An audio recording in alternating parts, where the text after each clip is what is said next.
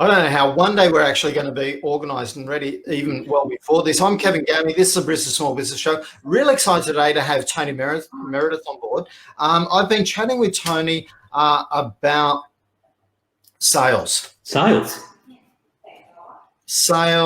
customers, staff. We've been talking about lots of stuff, Tony. You know that. He's been helping me, and we've been having a really interesting discussion around, hey, I don't have all the clients I want and stuff. So, Tony, before we get into that, you've got a long history of helping people with sales well before you got into your own business, yeah? That's correct. Yeah. So I've been in sales for the last 20 years. I've worked for some of the world's largest businesses. I worked for the Mars Corporation, which is the world's largest privately owned business. I worked for Sanofi, which is the world's second or third largest pharmaceutical business. And in 2018, well, actually 2017, I started my coaching as a bit of a side hustle. And then in 2018, in March, actually, 2018, I was able to leave my day job and have been doing coaching. I run another business outside of this, but my coaching for, on my own since 2018. So 2 years and then coronavirus hits. Yes. Let's just go and do a quick recap of this year. It's been an exciting year. It's been an exciting year. We've had bushfires. Yep. And then the average Australian has then gone, hey, I want to help out all the people that have just had bushfires and donated money. And then as the fires finished, we decided to have floods. And the average Australian then went and said, hey, but these flood guys need some money too, and let's give them flood money.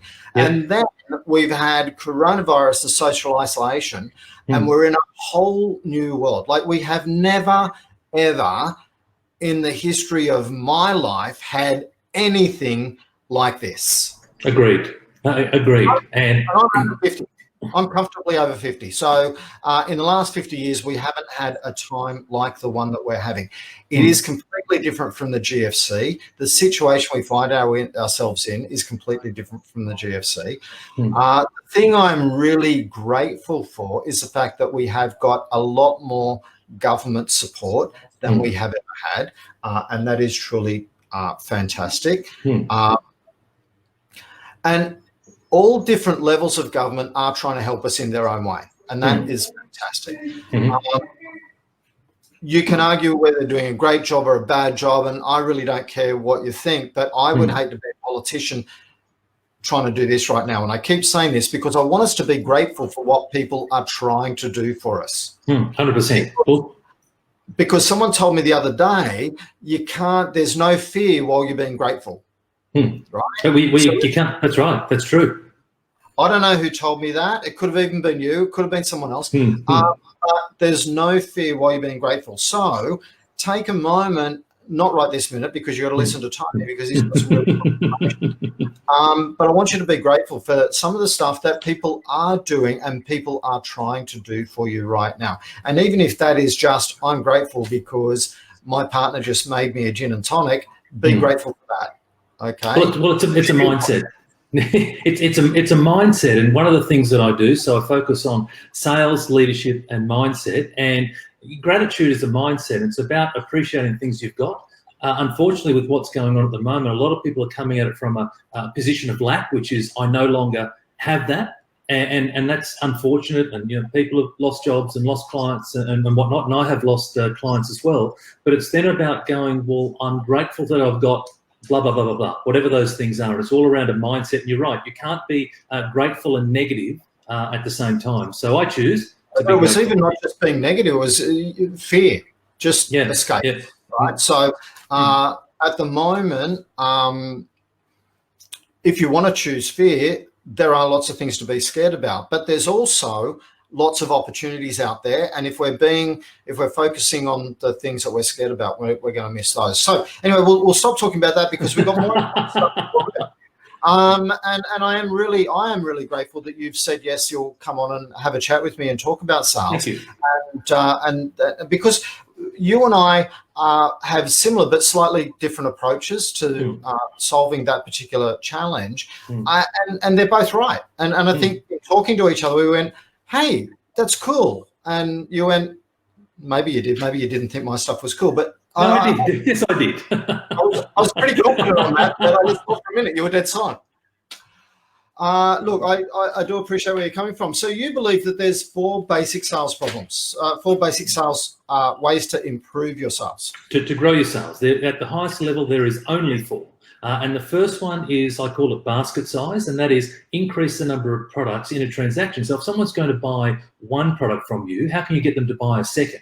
Now, this isn't necessarily sales. This is about adding value, right? And so that's the first way. The second way is then let's just talk about the first way. Let's rush through this. Okay, right? Fine. Okay, let's do it. Great. The first way is basket size. Basket size. And so some examples are, you could do, for example, a promotion. Instead of doing, say, one product at $15, you might do two for $25. Right, so now all of a sudden you put something in. That's one example. Another is, and pharmacies do this incredibly well, where you go in there for a cold and flu, and you'll walk out with a vitamin C, a tissue, packet of tissues, Vicks Vapor Rub. You'll get a cold and flu tablet, and and you might get an ibuprofen to calm down the fever. So now you've walked out with 3 or 4 products for the one ailment, and you can talk about different conditions. And with all of our businesses, we have that opportunity for that one extra product. I work with a franchise group who clean pools, and as well as cleaning a pool, we get them to look for that one extra product. There's a gauge that plays up on pool pumps, and so we look to get them to inspect that. And if that's a $100 service and then a $30 gauge on the top, well, I've now increased my sales by 30% in that one transaction. And so these are the types of things that we're looking for to help increase the basket size. Cool. So we can increase the basket size by selling them more and a variety of different products. Yep, cool. Yeah. What's the next one?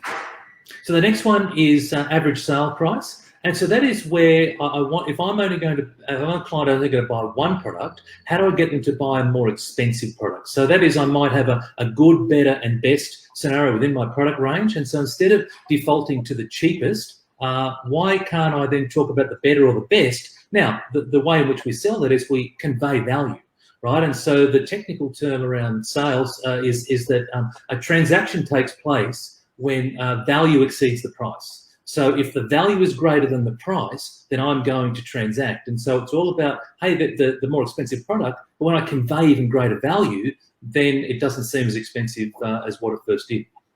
Yeah, there's been a funny story. Remember the whole story about the whole Nicaraguan Contra deal thing that happened?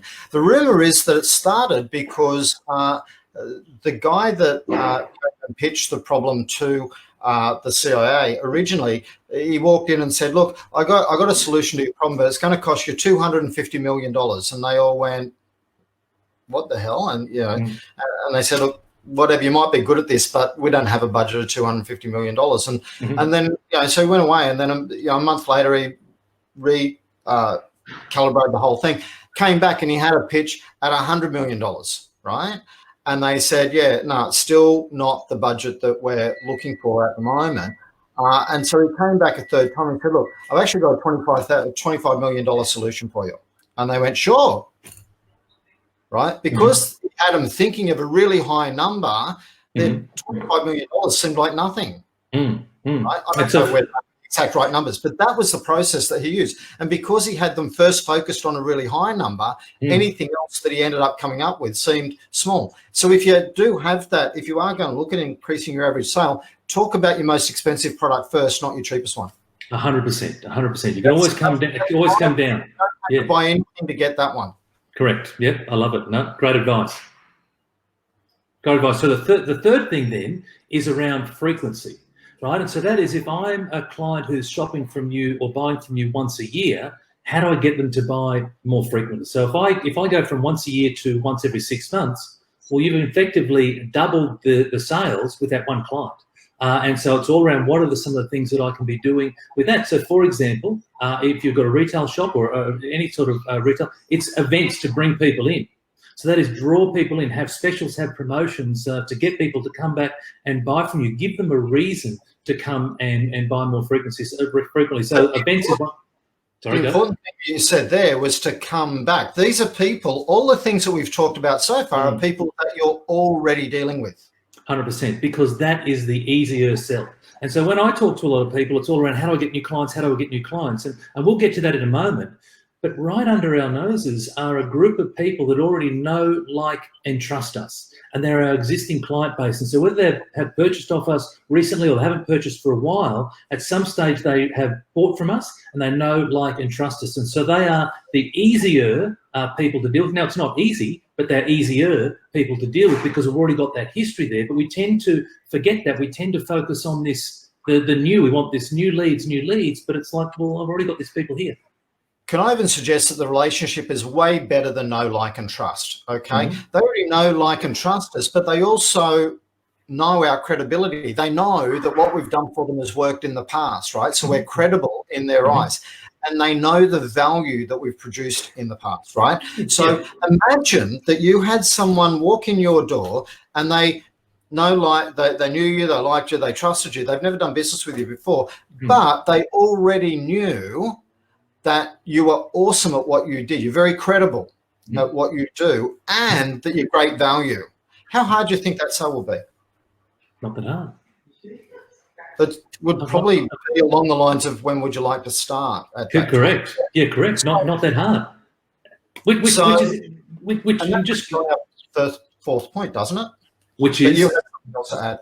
No, I was just going to say it's well, we're talking. One of the things that you did a post just recently, and you talked about, what are some problems that you want solved with your sales? You posted that at the end of last week. And I was just scanning through that, and closing the sale was one of the more common things that came up. And for me, if you've got the first part right, the closing the sale bit is actually pretty easy, and you touched on it there. If you've gone and added enormous value, and you're highly credible, and you've got some good history, and got testimonials from other clients, the closing the sale isn't that difficult. And so if you're struggling with closing the sale, one of the things to think about is actually the start of the process, not the end of the process. So anyway, sorry, mate, I just wanted to bring that up as well. And that was something that I wanted to bring up at this point in time is that, my great mantra right now is we've got 3 phases of coronavirus. We've got shock, awe, and lockdown, where through that we know what lockdown looks like. We know what people are trying to do to help us. That's fantastic. We're doing what we can to get the support and everything from the government that's there. Great. Now, if we're not fully utilized, let's work on our business. And I'm going to encourage people that the part you need to work on your business isn't the technical part, because you already do that awesomely. Sure, you might be able to tweak that around the edges, but the biggest value, the greatest impact is probably going to be helping with this other problem. Exactly. And one of the things that I've been saying to my clients, and also I do a lot of stuff on Facebook as well, and that is that we all have right now the gift of time. Right. So, ordinarily, what's one of the major excuses we don't get things done? I have no time. And so for a lot of us now, because business has slowed, and whilst it's incredibly unfortunate that it's slowed, but we have the gift of time. And so it's about leveraging that time to then set us up so that when they turn the lights back on and things improve again, we've repositioned our business, we've got a whole lot of stuff ready to then accelerate out the other end of that. And so the fourth thing, the fourth way you can grow your sales is through new customers, right? So the first 3 we talked about was existing customers, existing clientele. The fourth one is then through bringing in new customers and putting them into it's the sales funnel. You want to put them in to the top of that funnel. And there's a variety of ways that you can do that. So for example, by doing the social media, by your website, through the testimonials, doing networking. There's a whole range of ways that you can get people into the top of your funnel. Offering freebies. So offering, it might be a free ebook. It might be a free checklist. It could be a whole range of things to let people know about what it is that you do to put them into the top of that funnel. Fantastic. Well, and thinking about that, so we pose the question: are you missing out on sales, or start thinking about where you're missing out on sales? Okay, so if you don't just think about this sales funnel of where people that read one article or one post that you've written or whatever, but think about, okay, so if they've read that post and they've kind of expressed a little bit of interest and they've started interacting with you, have you had a way where you can keep that conversation flowing? Or is that just like the guy that you met at the networking function back when we used to be able to do that? I think that was about a year and a half ago now. Feels like it to me. But then you've left that and you had a really awesome conversation. but either you didn't pick up his business card or you lost it, and then all of a sudden you can't contact that guy again. Right? Have you done the same thing online with the people that you've been conversing with? Like, we need to start thinking now, or a really awesome way to change our mindset now is to start thinking about places like Brisbane Small Business and LinkedIn and different quality groups that you're meeting online. Think about that as your networking room. Okay. And just like you don't walk into a networking room and start shouting at the top of your voice, hey, everybody, this is what I do, buy from me, and then run out the door. Start trying to engage in conversations with people and start looking for how you can help without having that expectation.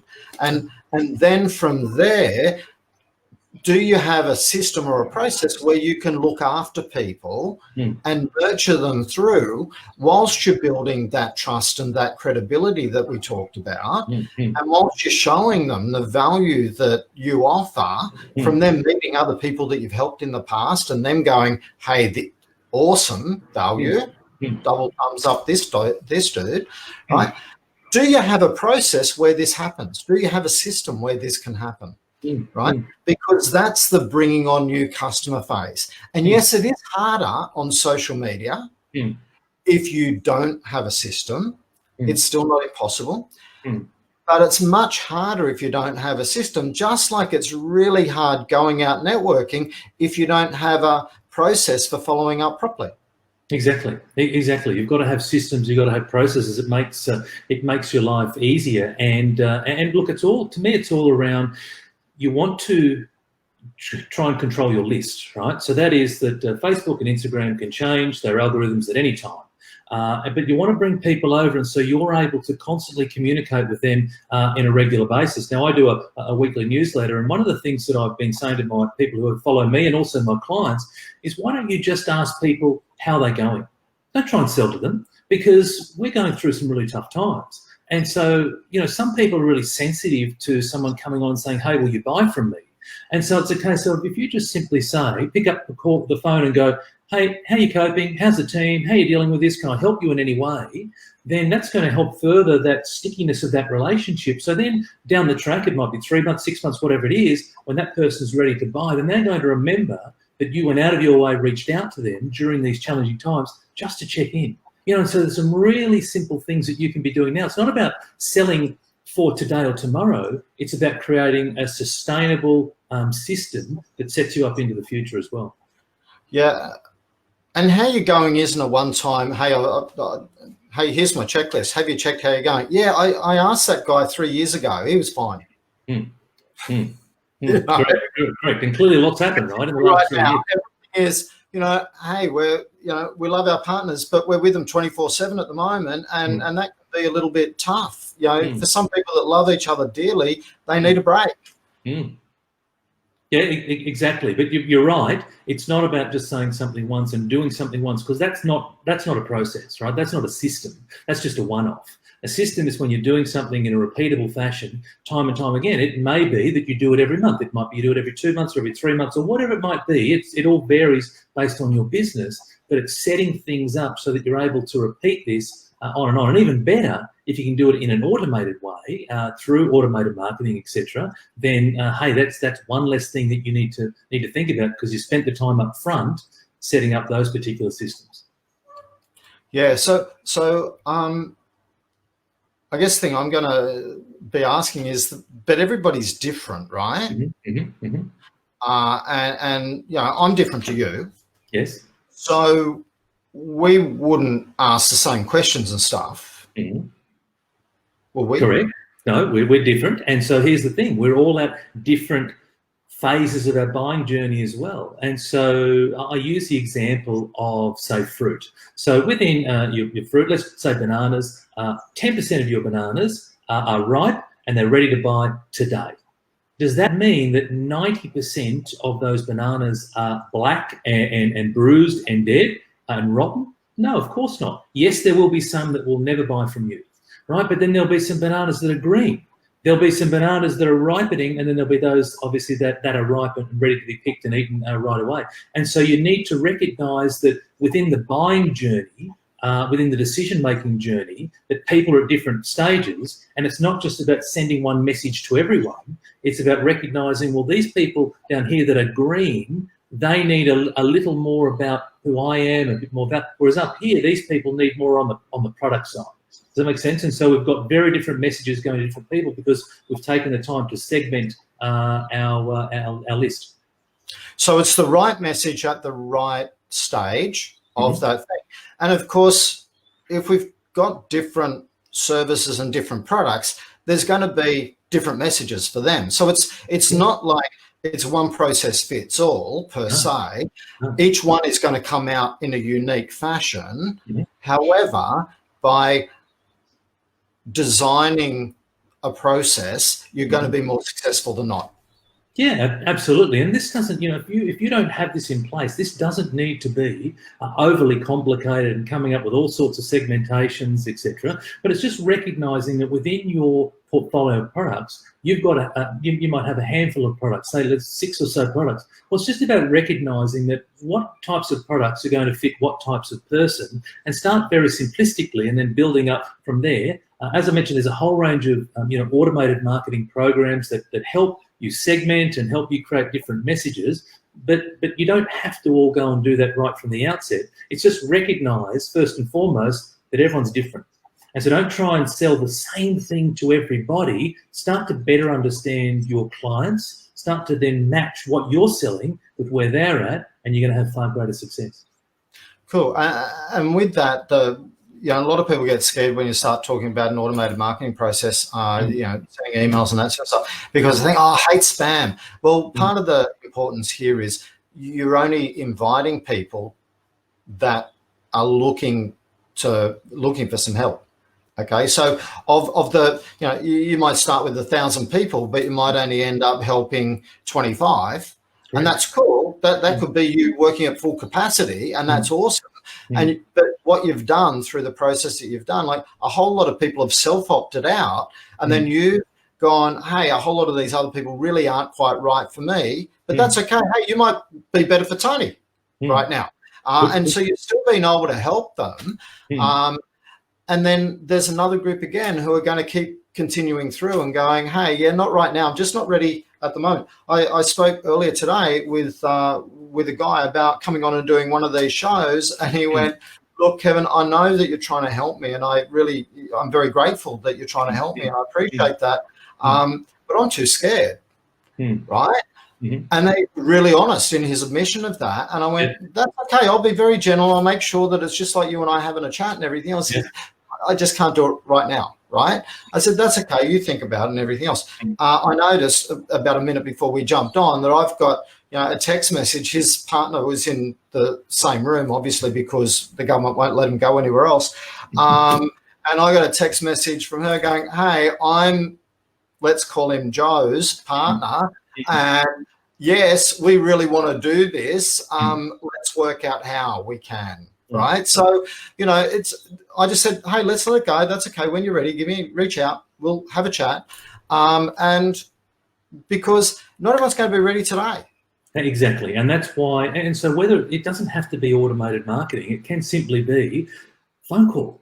Might just pick up the phone. It might be every couple of months, because I mightn't be in the market for what you're selling today. And that's okay. But when I'm ready to buy, then you want to make sure that if you're a painter or if you've got a florist business or whatever it might be, that you are the one business that consumer thinks about when it's time to purchase. And that's what it's all about. So it's about being top of mind. It doesn't have to be done in automated, although great if you can. There's plenty of other ways that you can make sure that you are top of mind with your prospects. And offering some useful tips and all that sort of stuff without any expectation of anything back. I'm one of those drivers that, if I let someone in, I get grumpy if they don't say thank you, which really is me not being very generous, because I'm expecting a thank you even before I've let them in. I'm a bad person like that. But you're right. It's about doing things. The message there is without expectation. It really hasn't slowed me down. And it's about giving and giving. And when you give to people, then karma has a wonderful way of coming back and rewarding you. It's not about, hey, if I give, then I want something back. It's about, I'm just happy to give. Like you're giving here, you're giving to your community constantly, adding value to everyone, regardless of what the topic is, and it has a wonderful way of working its way back around. Yeah, and look, I really want to thank you. We've gone over time. Oh, have we? Okay. It's a common habit that I have. Like our 2-minute show, it's gone for 25 minutes so far. Thanks for everyone. A lot of people have hung around, which is absolutely fantastic. Hey, terrific. Really, really awesome. I appreciate everyone that's been involved, that's come on, and given us some support as we're going through and said thanks and everything. I really appreciate that. Guys, if you would like some more help on this, or if you'd like to even explore where you're at on this journey, Tony's put together a quick 10-question questionnaire to help people. Yep. He's going to create a link into this stream very, very soon, because he did only finish it up as we were talking right before we got on the show. So at very worst, tomorrow morning it's going to be on here. Hopefully it'll be here within half an hour, and Tony will be able to do that. Download the questions, because that'll help you automatically, without anything else, identify what are some of the strategies that you could automatically pick up straight away. And that's what we do. It's called a small business sales health check, right? We're doing a whole lot of health checks for COVID-19, but this is a bit of a health check on where you're at. And I go back to the point that I made earlier, is that we all have the gift of time right now. So why don't you use that time most productively, most effectively, and just have a check on where you're at with your business. And it'll go through some pretty simple questions that you can ask yourself, and then it might create some awareness around, well, hey, I'm doing well here, but I've got to close some gaps out here, and we're more than happy to help you. So it's going to be in here, the link here, but also if you go to my page, so Tony Meredith Coaching, in the BSB directory, there'll be a button in there as well for you to click, and it'll be there waiting for you shortly. Oh, sorry. That's the link that we're actually going to share across. Sorry. Okay. So once we've got the content linked up and all that sort of stuff, as we discussed, cool. That would be really awesome. So I really appreciate. Look, I have so much enjoyed our conversations already. We're going to continue to have these conversations, enjoy them going through. I'm excited to help in any way that I possibly can. I do want people to be kind to themselves. If you start analysing your system, for a long time I was too nervous to analyse my system because I didn't have one, and that led me to not wanting to analyse my system. But the reality is, as Tony said, we've got a little bit of time. So take this time to fix this stuff up. Be kind to yourself. If you're not doing stuff that you know that maybe you should have been doing already, that's okay. You are where you are. 100%. Terrific. Thank you, mate. I'll shut up. I could keep going all day, but I'll shut up. Thank you so much. I appreciate the opportunity. I really thank you for your time today. I do appreciate the discussions, and look after yourself. Thank you. Bye, everyone.